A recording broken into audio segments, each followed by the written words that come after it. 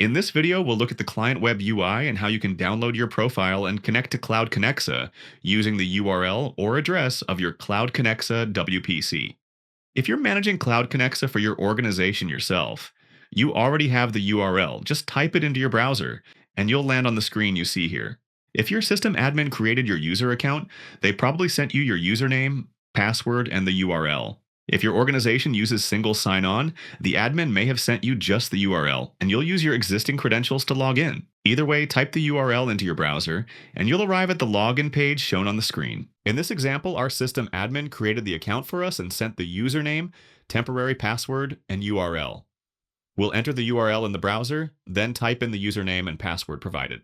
For your first login, you'll need to choose a password. Once logged in, the first page you'll see is Get Connected. This page walks you through installing the Connect app and connecting for the first time. If you ever need to change your password, click your name in the bottom left corner, choose My Account, enter your current password, then type and confirm your new password. Click Update to save changes. Back on the Get Connected page, the first step is to download the Connect app. Select the package for your operating system and follow the installation steps. In my case, the app is already installed.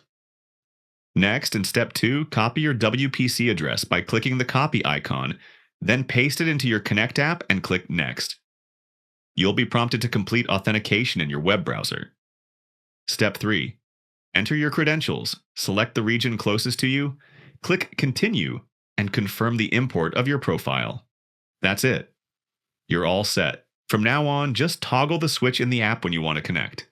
For more information, visit openvpn.net and check out our knowledge base and tutorials under the resources section.